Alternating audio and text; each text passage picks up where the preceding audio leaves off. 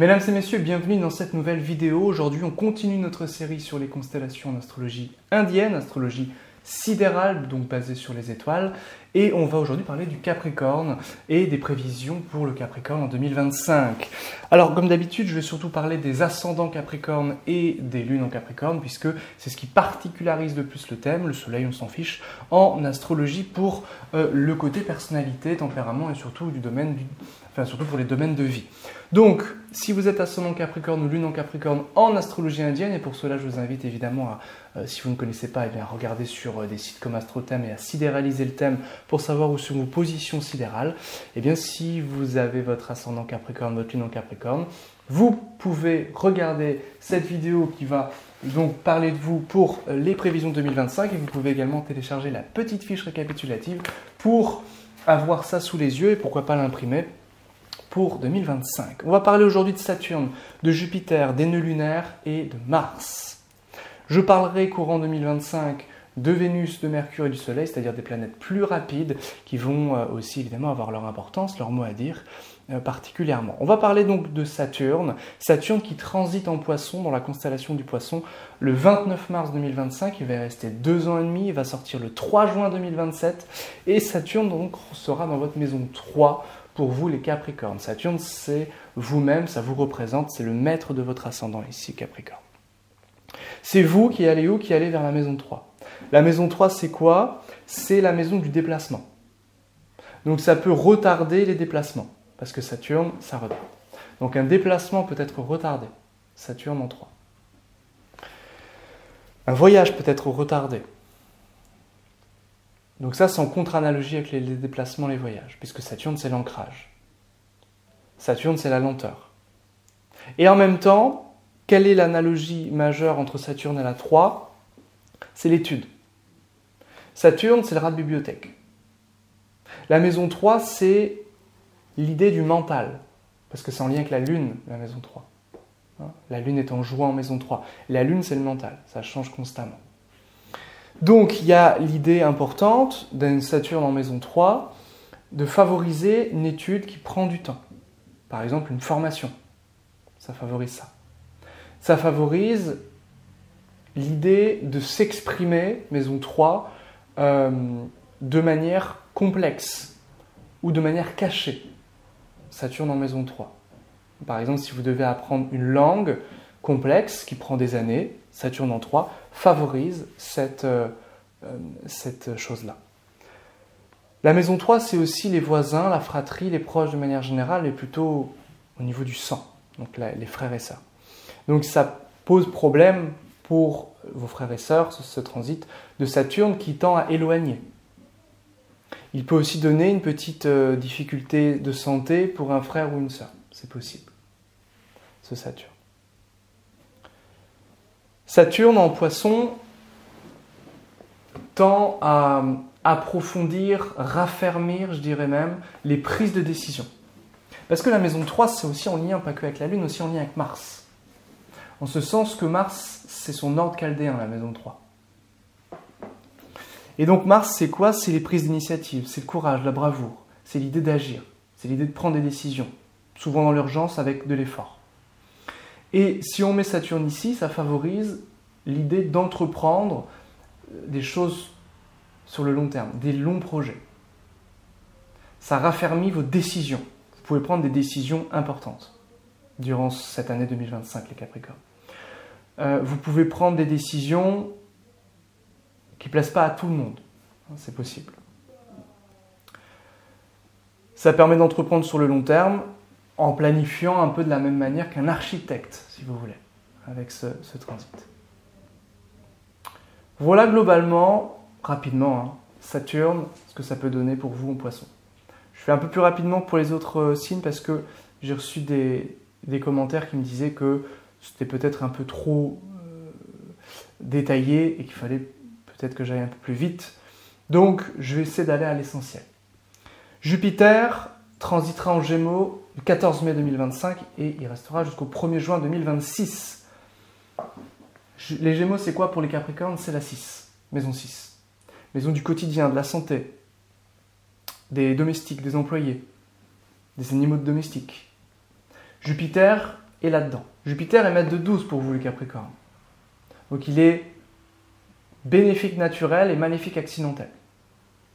Ça veut dire qu'il donne et finit par reprendre. Donc Jupiter, il tend quand même à être favorable pour la vie quotidienne, en maison 6. Ça veut dire que logiquement, dans votre vie quotidienne, ça favorise la joie, le bonheur, les opportunités d'être heureux. Il favorise le fait de résoudre des problématiques du quotidien, donc les choses sont plutôt fluides en réalité. Mais Jupiter maître de 12 en 6, surtout si dans votre thème natal vous avez ça ou si vous êtes en période, sous-période ou interpériode de Jupiter, c'est-à-dire si Jupiter est activé, ça c'est vrai pour tous les transits, tout ce que je vous dis là, il faut que ce soit activé pour que ce soit valide, eh bien peut donner une maladie de par les excès. Maître de 12 en 6 avec Jupiter, donc ça peut vouloir dire que de par des excès alimentaires, des intoxications, des problèmes de foie, vous pouvez avoir une maladie. Évidemment, si dans votre thème natal, vous avez cette configuration-là. De manière générale, ça tend quand même à favoriser la santé. Puisque le maître de 12 affaiblit ce qu'il touche, Jupiter, donc là, Jupiter affaiblit la maladie, maison 6. Donc il affaiblit la maladie et il peut donner, il peut protéger, parce que c'est Jupiter, c'est le grand protecteur. Donc il tend à protéger des problèmes au quotidien et il peut entraîner donc une bonne vitalité quand même et favoriser ça. Ça peut aussi favoriser la relation avec les collègues de travail, avec les employés, avec les domestiques, avec les assistantes maternelles, etc. Les femmes de ménage, bon, tout ça. Avec les animaux de compagnie.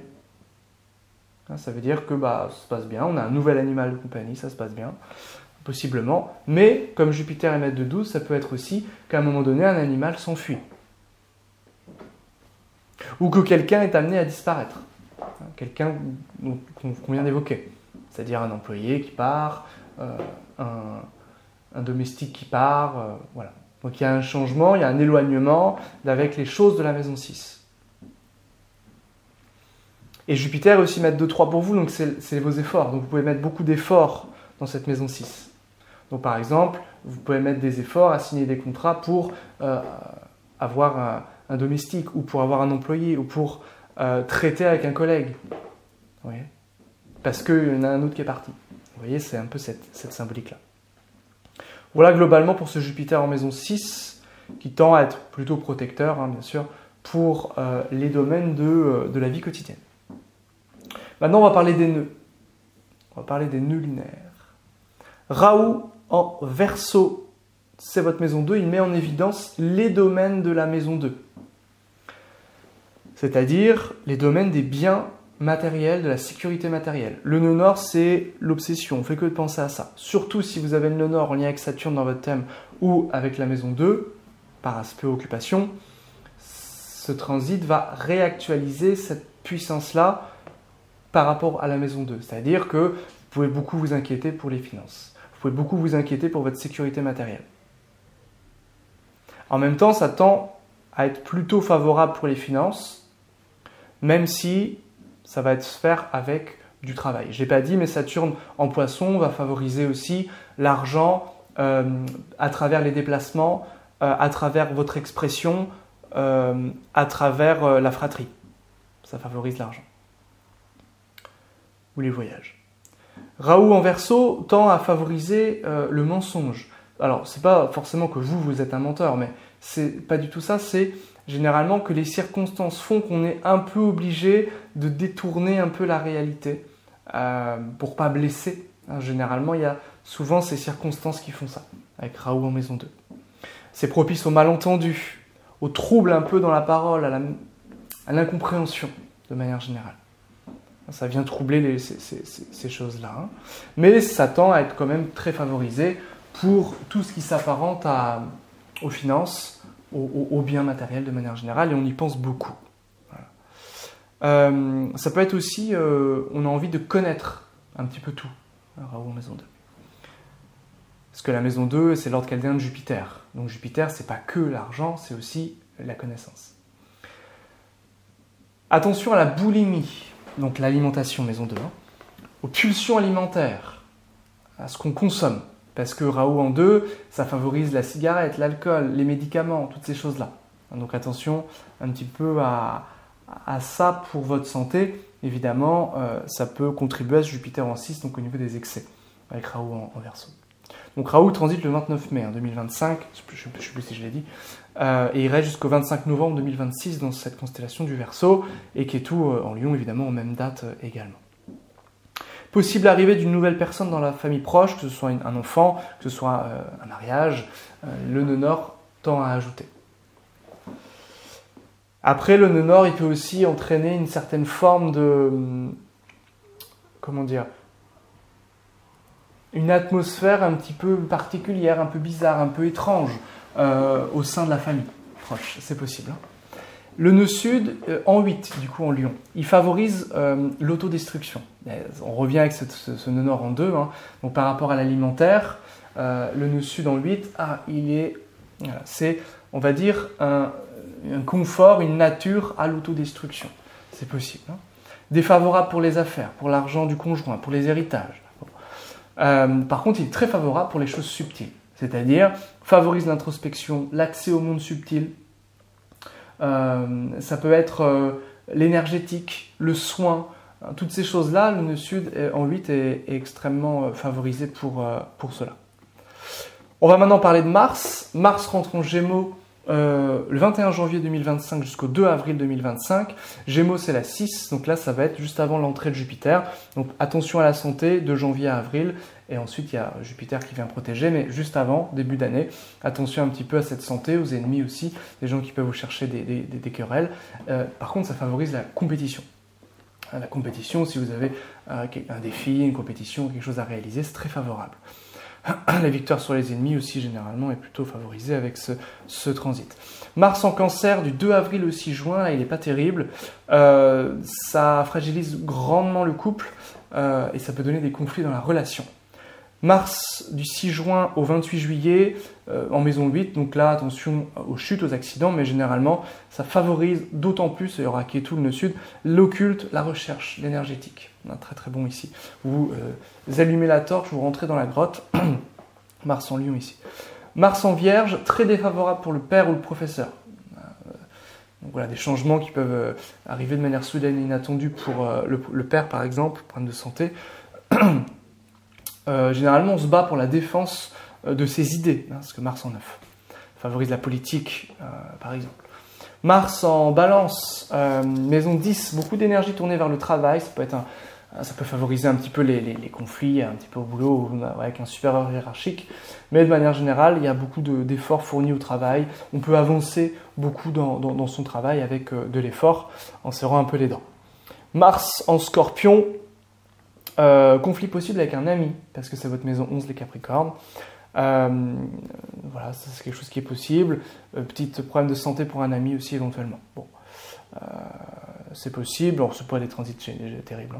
Hein. Et Mars en Sagittaire, maison 12, donc énergie en sous-régime. Vous avez moins d'énergie ici. Et puis, un éloignement possible, éventuellement avec un ami. Possiblement, mais évidemment, il faut que tout ça soit activé pour que ce soit valable. Généralement, ça va donner une petite baisse de régime. On a plutôt envie d'être tranquille, hein, Mars en 12, et on a envie qu'on nous fiche un petit peu la paix. Voilà pour ces petits transits de Saturne, Jupiter, des nœuds et de Mars pour 2025. N'hésitez pas à liker, à partager la vidéo, à me faire un petit coucou en commentaire, à télécharger la petite fiche récapitulative. Et je vous dis à très bientôt pour la suite, à demain, pour le Verseau et les Poissons. Bye bye.